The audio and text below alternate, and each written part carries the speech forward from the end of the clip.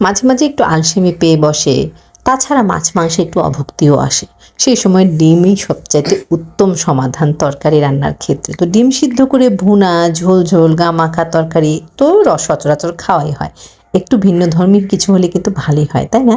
আসসালামু আলাইকুম, চলে আসলাম নতুন আরেকটা রেসিপি নিয়ে। আজকের রেসিপি হচ্ছে ডিম পোচকারি। আমি উত্তরবঙ্গের মেয়ে, উত্তরবঙ্গে এটাকে ডিমের পানি তেলানিও বলে। তো পানি তেলানি যেভাবে করে সেটাকে আমি একটুখানি পরিবর্তন করেছি আমার মতো করে। উত্তরবঙ্গের দুটো রান্না খুব প্রচলিত, সেটা একটা হচ্ছে পানি তেলানি ডিমের, আর একটা ডিম আলুর ঘাটি। তো এই ডিম পোচকারিটা আমি কিভাবে রান্না করছি সেই রেসিপিটাই শেয়ার করছি আপনাদের সাথে। আমি দেখেন কড়াইতে তেল দিয়ে নিয়েছি, সরিষার তেল দিয়ে বরাবরই আমরা সমস্ত রান্না করে থাকি। সরিষার তেলই নিয়েছি, নেওয়ার পরে আমি ফোড়নে দিয়ে দিয়েছি আস্ত জিরা। ডিমের তরকারিতে কিন্তু জিরার ফোড়ন শেষে জিরা টালা গুঁড়া কিন্তু অনেক মজা লাগে খেতে। তো জিরাটা খুব সুন্দর ভাজা হয়ে গেলে একটু ফুটতে শুরু করবে জিরা, সে পর্যায়ে পেঁয়াজ দিয়েছি। পেঁয়াজটা দিয়ে একটু নেড়ে চেড়ে পেঁয়াজের পানিগুলো শুকিয়ে ফেলবো, পেঁয়াজটার রঙটা স্বচ্ছ হয়ে আসবে, সে পর্যায়ে দিয়ে দিব আদা বাটা, রসুন বাটা। আমি সবসময় পেঁয়াজের মধ্যে আদা রসুন বাটাটা দিয়ে একটুখানি ভেজে নিই, তাতে আদা রসুনের কাঁচা গন্ধটা চলে যায়। এরপর আমি দিয়ে দিব কেটে রাখা টমেটো কিন্তু আমি 4 ফালি 6 ফালি করিনি, একটা টমেটো আপনি 10 বা 12 ফালি করেছি, এরকম সাইজ করেছি টমেটোটা। একদম চিকন না, ঝুরি ঝুরি করে না, কিন্তু টমেটোটা আমি মোটা রাখিনি। টমেটো দিয়ে দিলাম, দিয়ে একটু সময় নিয়ে নেড়ে চেড়ে নেব। টমেটোর কালারটা যখন একটুখানি চেঞ্জ হতে শুরু করব সে পর্যায়ে হচ্ছে আমি লবণ দিয়ে দিব আর সমস্ত মশলা দিব একে একে। এই ডিম পোচকারিটা আমি আমার মতো করে রান্না করছি। আসলে এক একজন তো যারা রান্না পারেন তারা সবাই আসলে রন্ধনশিল্পী, এক একজনের রান্নার ধরন এক এক রকম, কারোর সাথে কারো মিল হবে না, কিন্তু যারা রান্না করতে পারে তাদের সবার রান্নাই মোটামুটি স্বাদ হয়, তাই না? খাদ্য তো আসলে আমরা রান্না করি না। আর আমি যে জিনিসগুলো শেয়ার করি আমি অবশ্যই চেষ্টা করি সেগুলোই শেয়ার করতে যেগুলো আমরা খাই। ওই দেখা যায় অনেকে এমনি ভিউ ব্যবসা করার জন্য, বাড়ানোর জন্য ভিউ যে কোনো জিনিস শেয়ার করে দিলেন, খেতে পারুক বা না পারুক, জীবনে একবার বানিয়েছে আর কখনো বানাবে না, এই জিনিসগুলো আমি কখনো করি না, আমার এথিক্সের সাথে এগুলো যায় না। তো যাই হোক, এখানে হচ্ছে লবণ দেওয়ার পরে আমি দিয়ে দিচ্ছি গুঁড়া মশলা হিসেবে কিন্তু আমি শুধু হলুদের গুঁড়া আর ধনিয়ার গুঁড়া ব্যবহার করেছি। যারা শুকনা মরিচের গুঁড়া খান তারা এ পর্যায়ে কিন্তু শুকনা মরিচের গুঁড়াও দিবেন।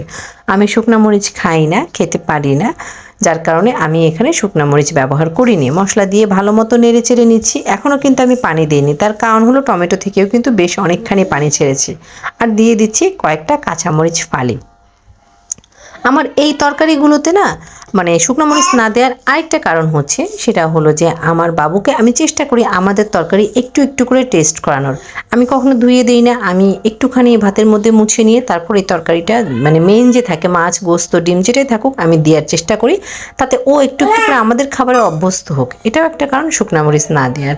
এর মাঝে কিন্তু আমি ঢেকে রেখেছিলাম, ঢেকে রেখে কিছুক্ষণ অপেক্ষা করে আবার ঢাকনা খুলে নেড়ে দিয়েছি, নেড়ে আবার ঢেকে দিলাম। এই কাজটা কয়েকবার করতে হবে, টমেটোটা সুন্দর করে কষানো পর্যন্ত, তেল ভেসে উঠবে সে পর্যন্ত করতে হবে, তা না হলে কিন্তু মশলা একটা কাঁচা গন্ধ থেকে যাবে। এখন দেখেন সুন্দর তেল উঠে আসার পরে আমি এখানে দিয়ে দিচ্ছি কুচি করে রাখা আলু। আপনি আলু ছাড়াও রান্না করতে পারেন, তাতেও কিন্তু মজা লাগবে। আর আমি আলু দিয়েছি তরকারিটা একটু বেশি হওয়ার জন্য। আর ডিম ভুনা এরকম কুচি কুচি আলু দিয়ে আমার কাছে খুব মজা লাগে, আর এই ডিমের এই পোচকারিটাতেও আমার খুব ভালো লাগে। আলু দিয়েও দেখেন আমি ঢেকে রেখেছিলাম, ঢেকে রেখে আমি একটু একটু করে সেদ্ধ করে নিচ্ছি। পানি কিন্তু আমরা এ পর্যন্ত একটুখানিও ব্যবহার করিনি এখানে, এখন আমরা পানি অ্যাড করছি। মোটামুটি আলু দেওয়ার পরও কষানো হয়ে গিয়েছে সুন্দর মতো, তারপর পানি দিলাম। পানি দিয়ে আমি আবার ঢেকে রেখে দেব আলুটা সুন্দর মতো সেদ্ধ হওয়ার জন্য। একটু সময়ের পর আমরা ফেরত আসছি, আবার দেখেন আলুটা খুব সুন্দর সেদ্ধ হয়ে গিয়েছে। এখন আমরা ডিমগুলো দিয়ে দিব। এটাই হচ্ছে পোচকারির মজাটা। ডিমের কোনো আলাদা করে ডিম ভেজে নেওয়ার ঝামেলা নেই, ডিম সিদ্ধ করার ঝামেলা নেই, কোনো কিছুই নেই। জাস্ট এভাবে ডিমগুলো ভেঙে ভেঙে জাস্ট আপনি এই ঝোল তরকারির উপর ভেঙে ভেঙে দিয়ে দিবেন। আমি 3টা ডিম দিয়ে রান্না করছি, আপনারা আপনাদের মতো যে কয়টা ডিম প্রয়োজন সেভাবে রান্না করবেন, সেই হিসেবে ঝোলের পরিমাণও বাড়বে, তরকারির পরিমাণও বাড়বে। তো ডিমটা দিয়ে আমি কিন্তু আবার ঢেকে রেখে দিলাম। দেখেন মোটামুটি ডিম সিদ্ধ হয়ে গিয়েছে। এই পর্যায়ে আমি দিয়ে দিচ্ছি ধনেপাতা কুচি। ধনিয়া সিজন থাকলে ধনিয়া পাতা কুচি দিবেন, ধনিয়া পাতার সিজন না থাকলে আপনি আস্ত জিরা টেলে গুঁড়া করে সে গুঁড়াটা দিবেন, তাতেও ফ্লেভারটা অনেক বেশি বেড়ে যাবে। তো আমি যেহেতু ধনিয়া পাতা কুচি দিয়েছি সে কারণে আমি এখানে কোনো জিরার গুঁড়া ব্যবহার করছি না।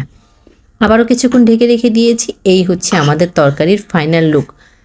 আমার কাছে ডিম পুচকারিটা খেতে ভীষণ মজা লাগে। খুব ঝামেলা মুক্ত একটা তরকারি বলতে পারেন, কোনো রকম কোনো ঝামেলা নেই। 10 থেকে 15 মিনিটে রান্না কমপ্লিট করে ফেলা যায়। ডিম আলাদা করে সিদ্ধ করে চুলে ভেজে নেওয়ার বিষয় নেই, ডিম পেঁয়াজ কাঁচামরিচ দিয়ে ভাজার বিষয় নেই, ডিম ভাপ দিয়ে যেমনি আমরা রান্না করি তরকারি সেগুলির কোনো বিষয় নেই। খেতে কিন্তু খুবই মজা হয়। আমার গত ভিডিওতে কমেন্ট করেছিলেন শান্তা প্রিয়াসী আপু, আপু দেখছেন টাঙ্গাইল থেকে। আর কমেন্ট করেছিলেন সাদিয়া আমরিন আপু, আপু দেখছেন রংপুর থেকে। আমার ভিডিও কি কোথা থেকে দেখছেন কমেন্ট করে জানাতে ভুলবেন না, তাহলে পরবর্তী ভিডিওতে আপনাদের নাম ধরে ধরে কমেন্ট পড়তে আমার জন্য সহজ হবে। ধন্যবাদ।